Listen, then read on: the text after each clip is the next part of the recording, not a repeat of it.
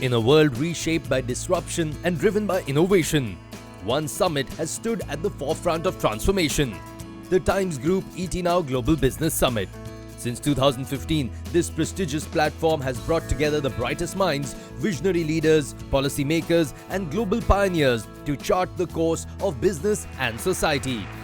With India's Prime Minister Shri Narendra Modi as a guiding force, GBS has ignited bold conversations, unveiling groundbreaking strategies that drive progress and prosperity. As GBS 2025 takes center stage under the theme Evolve, Emerge, Expand, the world's foremost thought leaders explored the seismic shifts shaping the global economy and shed light on how can nations adapt. How can businesses thrive? How do we expand possibilities in an interconnected world? This is where the future is reimagined. In this episode, witness an invigorating panel discussion based on the topic of accelerating India's energy transition, where experts will discuss investment opportunities in renewables, energy storage, and grid modernization while addressing challenges such as investment risks and capital mobilization. Here are some key takeaways from the session. I'll start with a general question to all my fellow panelists. Start with Kaustubh Kulkarni from JP Morgan. What do you see as sort of the top one or two key challenges that hold us back from accelerating further on this energy transition right now? There is enough money available as long as there is not only an excellent idea, but I think the number one issue is quality of execution that gets done, timeline in which execution is completed, because that's where the big difference between sensible returns and really poor returns gets determined, which is the time for execution of projects. And the third one is quality and governance of the management team that is implementing projects in the country. So that is one. But 10 years ago, the challenge for energy transition, both on the renewable side or on the oil and gas side, was very few companies were really focused on it. And the general understanding of the financing market was also shallow. And most importantly, public market access was just not there. So the sector, therefore, has primarily grown through private capital. And the biggest shift that has taken place is opening up of public market access for the companies for development. Vineet, these are not the first time you face stormy waters. What's the latest nature of the storm right now that you're facing or the sector is facing? Or what's the new opportunity in which we could, drive ahead faster? I had sold my BPO and I came to energy because I read the number that 300 million Indians don't have access to electricity. And our foundation was working in tribal area. And we came out with a theory that energy is inversely proportional to poverty. The reason four of us are sitting on the dais because we had good education and good electricity access wherever we were born and brought up, and probably 300 plus million Indians didn't have that access. Initially, you will have to incubate. Like my first PPA, I feel sometime not so nice talking about it, was at 17 rupees tariff, like 32 US cents to something like less than 4 cents now. And those days when I used to talk about 500 megawatt, people used to laugh at me, and now my typical project size is few gigawatt. And next week, actually, we are launching a project which is 8,000 megawatt. So the scale has increased exponentially. My own company is doing 30 gigawatt, and we are running ahead of the target in terms of getting the power purchase agreement, getting the capacity and grid access. But the biggest challenge today is that the government is planning a lot in a smarter way, but not able to execute in the same smart way. We have come a long way on policy consistency, payment security. So government has been solving a lot of fundamental issues with the sector, but I think two issues if I have to tell Energy Department of Government to solve will be grid connectivity at exponential speed and policy alignment with the state government. Vinay, you've looked at it from both sides. You've looked at it as an analyst and an advisor, but now also in a company that's looking at manufacturing and the and the potential of the market. So tell us your top line concerns right now. Two main challenges that we see for our business. One is technology. So today, as a solar module manufacturer, we've got a lot of expertise now in cell and module manufacturing. But as we want to go further backwards, we have to rely on overseas parties for technology, for upstream components, for plant and machinery, even for engineers and skills to some extent. We can't have a thriving, viable manufacturing space if we are always dependent on the outsiders for technology. The opportunity there is that there are lots of other technology centers and expertise available worldwide. We need to scout for the right opportunities. We have lots of willing partners, whether it is the centers of excellence in places like US, Europe, Japan, Australia, etc. And indeed the foreign governments, the academic institutions, etc. The second thing I would say, just on the policy, although the quality of policy making has improved quite a lot, but there is still a lot of short-term focus in terms of policy development. But even today, we have no roadmap. When are we going to get into ingots and wafers? When are we going to get into polysilicon? And I can just tell you from on-the-ground experience, nobody wants to invest money into these plants until the right kind of enabling policy framework is in place. The government is sometimes very hesitant because they don't want the downstream sector and the deployment to get affected. They move too early into the manufacturing space, and the manufacturing space is not ready until there's a clear roadmap in terms of enabling policy and deployment. So let me go back to Kaustubh on this. So when you compare India to other emerging economies, is India a first choice for investment for institutional investors compared to the others? I'll answer this with certainly emerging markets or emerging Asia lens.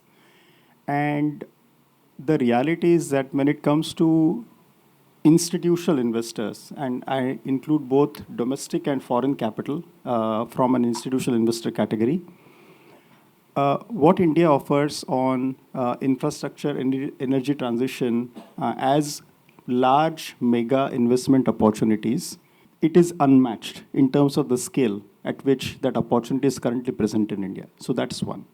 And therefore, if you look at the largest investors in both renewable as well as energy transition, some of the largest global investors are actively present in terms of actually deploying capital, along with some of the larger Indian groups as well. So that's point number one in terms of how India is seen. Long-term direction that you want to set in terms of each of the sectors and how they're related is important. Then, in the context of how we are doing it in India vis-a-vis some of the emerging markets, I can certainly say that number of these initiatives that we are seeing, at least in India, we are seeing companies making real effort and investors putting real capital behind those companies to start developing those projects, to make investment cases on, let's say, hydrogen transition, biofuels, and others. Whereas in number of other emerging Asian countries, those efforts are very limited because they just don't have the scale. I think the fundamental point for capital is the moment you can see scale of a different degree, capital naturally follows those opportunities, and that is our advantage. You talked about the backward integration in manufacturing. But then we have a challenge. If you look across the world, all major economies are trying to become vertically integrated firms. Everyone wants to do everything. Absolutely. We don't need to do everything. But the question is, if you want to go further up the value chain, where is the supply going to come from? So today, China has 98% of solar ingot and wafer capacity. Nowhere else does any capacity exist other than China. You're right, we have to evaluate what are we good at, where does our cost and technology competitiveness lie, and where can we genuinely create, irrespective of not reliant on government handouts, a thriving, growing manufacturing space. We have to identify those opportunities.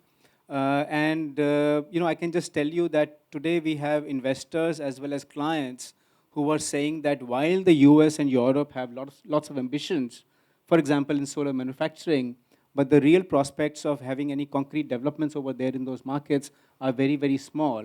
So India is definitely cost competitive. We have companies now operating at a scale of 5 to 10 gigawatts each. in manufacturing space as against 1 gigawatt or so only 3 years ago? We've got a new massive demand of technology, and that is the digital revolution, particularly what's happening with AI. How do you see this impacting how you're thinking about the growth? AI, the industry needs it currently desperately, especially the energy transition industry. Actually, the biggest challenge our industry is facing, that the people who don't like this sector, they keep bringing the intermittency of solar, wind into every forum and saying that you are not reliable. And power requirement and any power to succeed, it has to be reliable, affordable, and be on the demand. So what AI provides to our sector is, even Avada is building this foundation model currently, that when the electron is coming from solar, we are currently 93% accurate on our forecasting. But the biggest challenge is the cloud. That when the cloud is coming, your forecast goes for a toss. So how do you predict this uncertainty with a reliable level? And currently, Government of India agreed with our suggestion, and they are launching 2 low Earth orbit satellite over Gujarat, Rajasthan, and one more region. And we will have real-time data. So even 100 kilometer before, when the cloud pattern is changing, you can see and you can increase the accuracy to 99%. And it was not possible to do it in any other format. And same trend will be for the wind. So electron coming from solar, electron coming from wind, electron coming from pumped storage, electron coming from batteries. And everyone who wants to host on our platform can come with their electron. And we switch that electron to provide round-the-clock green power to the grid. So AI is bringing that freedom to the green energy sector and going to make it more reliable, affordable, on demand. And to power that AI, we need a lot of green power. So the solution for decarbonizing our data need is going to come from the green electron itself. And some companies are now prioritizing green electron over green molecules because the demand is very high. Just given the enormous scale of use case for AI in India, all of these mega companies, if you look at the big companies, aggregate investment they are doing this year alone is about $500 billion in AI investments. And while I think it appears it is US, but it is being done in many countries at the same time by the large companies, including some of the larger India companies as well. So one thing is they have the power and the credit standing and the ability, therefore, to pay the highest price for what is a scarce resource in a country, which is renewable power. But that also is a great advantage. So when we talk to a number of companies who are into data center and AI investments across the region, the biggest difference they see in terms of implementing a data center which can be used for general uses and for AI is the time it takes to develop that and the cost it takes to develop that in India, and also availability of green energy to power that infrastructure is almost between 50 to 100% or 200% difference when you start comparing it to other emerging countries as well. So forget Singapore where the difference is 200%, but if you compare it to Malaysia, Indonesia, Vietnam, which are large markets for global companies, it is a big difference and advantage that India has. If we've got to accelerate India's energy transition, as this panel is all about, we've got to make sure that we each know what our respective roles are, and none of us drops the baton when we pass it on to the next. So thank you very much. Please put your hands together to applaud Kaustav, Vineet, and Vinay. Thank you so much.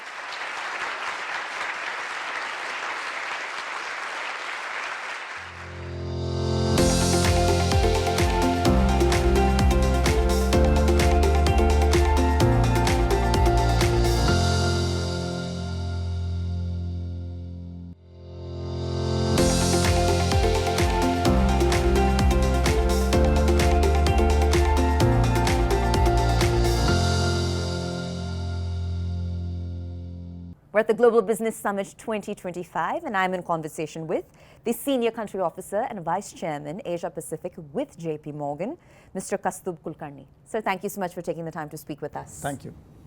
All right.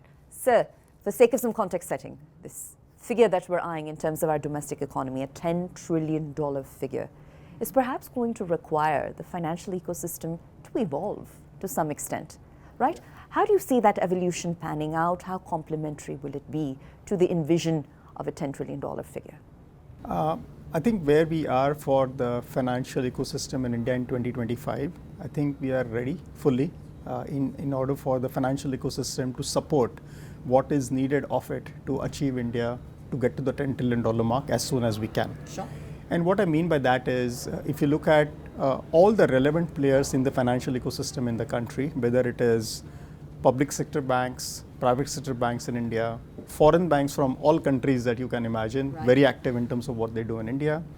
But most importantly, I think the entire digital layer over which the financial ecosystem is currently based and operating off, which is the fintechs and the UPI ecosystem or NPCI ecosystem, all of those are hallmarks of, I think, the financial system having appropriate capital, sure, the speed at which it can move, and the speed at which it can provide credit at all sections of the economy in a very, very efficient manner, which is going to be a big enabler for India to grow and get the funding that is needed for us to achieve this goal of 10 trillion. So I think it is just the scale and availability of capital, the pace at which the companies can provide that capital, and the smartness with which we are using technology to achieve the delivery of financial solutions and products to our clients across the country makes it one of the most interesting financial ecosystems in the world, which is ready and present at this point in time to support the growth. Fair enough, sir. And you brought up access to adequate capital. So a follow-up question there, what are some of the overarching trends that you're now witnessing in the context of perhaps corporate borrowing, capital lending, capital raising? How might you characterize them? So I think if you look at where the banking system has gone through, in particular, let's look at what has happened in the last 3 years and what is likely to happen in the next 3 or 5 years. Because I think for the country to achieve the goal and the growth that we have, you need investments to happen and you need those investments to be funded. Right. What we have seen in the financial ecosystem right now in the country is most of the players are very well capitalized. Two, their returns that they're generating right now on the capital that they have is very healthy. And the capital, therefore, a combination of good capitalization and a combination of healthy returns also means that we are operating the entire ecosystem with very little financial risks, which could play out, right, when you're trying to support a high growth economy. Absolutely. So we, I think, have learned a lot of lessons through the challenges that this combination posed us between 2016 and 2018. The financial ecosystem has become, therefore, a lot more safer at scale and functioning very differently, and hence I think the ability of the financial ecosystem to support the growth has never been better. So we feel very good as to where each of our banks and bank partners are currently placed in their own evolution to facilitate the growth that the country requires of them. Well, Mr. Kulkarni, let's switch gears for a moment and let's talk startups, all right? Let's talk that private ecosystem. And what role might JP Morgan play in helping that entire ecosystem mature going forward? To what extent is it a top priority for the bank? Clearly, I think it's a very important priority for the bank for an important reason that the startup ecosystem, one is large, even though I think we call it startup, the ecosystem is very substantial. Right. But more importantly, I think the business formation and business creation, or rather the kind of nature of problems that the startups are solving, are again fascinating in terms of how they are approaching it and the speed at which I think they're growing. So I think let's look at the bank, right? For JP Morgan, I think it's interesting because we have a team which is dedicated entirely on innovation economy. That's what we call in JP Morgan for our client coverage team, which focuses on the startup ecosystem. Sure. So this covers almost 200 companies which are in the startup category. This covers the entire VC and the private equity ecosystem, which is active funders of this ecosystem. That's step one of I think what we do. But then as these companies mature and start growing, clearly it comes where they need larger amounts of private capital, they need financing in form of debt, they need international payment solutions, because a number of our clients in the startup ecosystem have presence in multiple geographies, and they're not only focused on India in terms of business model. So therefore, they need banking partners in terms of, I think, their requirements across the globe, and we are actually working with a number of them in terms of meeting their international banking requirements. And then, of course, the final part is in terms of capital market access, working with the private equity investors to facilitate their IPOs or sell downs of their investments that they have.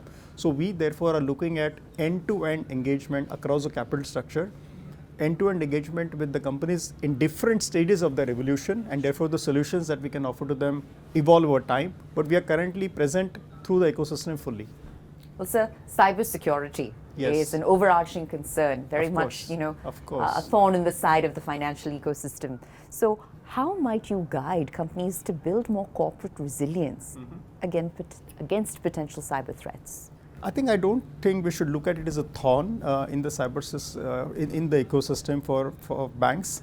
I think cybersecurity is a threat for anybody, whether it is an individual, whether it is a small company, or whether it is a large company. And most importantly, if it is a financial partner or a bank, then if the cyber events hit them, then the impact of that is far more widespread, as opposed to, I think, being impacted, one company being impacted by an event. But that event, just to be clear, can happen to anybody. So that's point number one. But I think what the banks are generally doing, or let's say clearly at our side, when we look at lots of things that can go wrong in terms of this scenario, that scenario. But in the top 2 or 3 scenarios that we always evaluate and plan for, cyber is in that bucket from us. So which means our awareness, our investments in technology, the global tracking of, I think, how we have to ensure our systems are robust and resilient enough to, one, prevent anything in terms of cyber being impacted on our systems, but to the extent it happens for whatever reason, how do we navigate that? That is something that we present enormous amounts of time and effort. We have simulation processes that we go through to evaluate if there was a cyber attack on, let's say, some of our critical infrastructure, and certain parts of the system are not working. How will the bank perform and how will we serve our clients is something that we plan for regularly. And clearly, as you can imagine, given we are a regulated entity, whichever part of the world we are operating in, the regulators equally have their own requirements in terms of evaluation of banks for cyber preparedness, their response to cyber events, and therefore how the banks respond to it. So that's a part of our normal regulatory interaction that we'll have in India, that we'll have in other parts of the world. But because we are part of an interconnected system, as I said, it's top 2 or 3 of our issues at any point in time that the bank is very focused on and addressing. Absolutely, sir. And by way of closing comments, Yeah. if I could ask you to give us a sneak preview into the future, what are some of the innovations across the banking financial ecosystem that you believe are most poised to cause a deep-seated transformation? I think when you look at it from an India perspective, clearly I think you should assume that payments which are currently moving at a very fast pace will continue to move at a very fast pace. But that will also then apply to cross-border payments. So right now I think our whole ecosystem is on rupee moving from one point to another in the fastest efficient time. Multiple currencies also, there's no reason why they cannot also move at a fast pace, because that gives a lot of visibility for, if you're an importer, exporter, remitter of dollars or whatever, for you to plan your finances appropriately, your working capital appropriately. So we're going to see a number of changes in terms of speed that is going to come. 24/5 or 24/7 solutions which are going to come across multiple currencies vis-a-vis the rupee, which is again a big innovation that will help, I think, a number of our customers as well. And we are hoping to pioneer some of those aspects as well. But more fundamentally, I think if you look at it, it is also credit. So fundamentally, if you look at how credit is originated and how credit is serviced through the banking chain and the non-banking chain, the incorporation of credit and integrating that with UPI, where credit can be originated, generated, and serviced through the UPI network, is going to be again a big change that we are going to have, because it will again improve accessibility, reduce financing costs ultimately for the customer, improve efficiency in collection, and more importantly, offer a lot more visibility on what you're going to do. So that's the second theme. And the third theme is, of course, a lot of financial analysis on the data on payments through your GST returns, income tax and others, or property transaction, other transactions, which will create a lot more transparency on how you're going to do credit analysis. So using analytics to do predictive risk assessment of your counterparties, using analytics to do